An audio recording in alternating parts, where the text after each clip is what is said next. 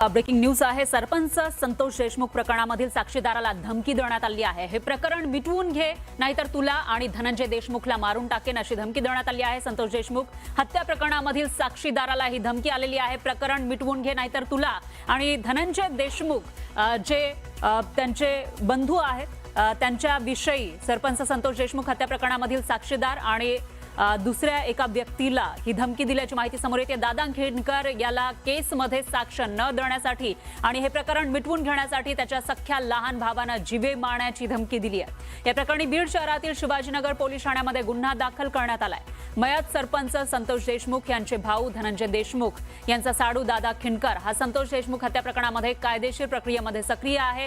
मात्र दादा खिंडकरला आणि त्याचबरोबर धनंजय देशमुख या दोघांना सुद्धा धमकी दिलेली आहे आणि मुख्य म्हणजे ही धमकी दिलेली आहे दादा खिंडकरच्या भावानं। त्याच्यामुळे आता त्यानं ही धमकी नेमकी का दिली असा सवाल या ठिकाणी उपस्थित होतोय। पाहूयात पुढची बातमी। उत्तराखंडमधील जोशीमठ जवळ बद्रीनाथ यात्रा मार्गावर वाहतूक कोंडी झाली। चारधाम यात्रेसाठी मोठ्या संख्येने भाविक दाखल झाले त्यामुळे आणि वाहनांची संख्या या ठिकाणी वाढल्याचं पाहायला मिळालं। त्यामुळे पर्वतीय रस्त्यांवर वाहतूक जवळपास ठप्प झाली आणि हजारो भाविक अनेक तास या ठिकाणी अडकून पडले। प्रशासनाकडून वाहतूक सुरळीत करण्याचे प्रयत्न सुरू आहेत। यात्रेकरूंना संयम बाळगण्याचं आवाहन करण्यात आलं आहे। मात्र ही दृश्य आपण बघू शकतोय, हा पहाडी रस्ता आहे आणि तिथं मोठ्या संख्येनं वाहनं अडकल्याचं आपल्याला दिसतंय। वाहतूक कोंडी झाल्याचं दिसून येतंय।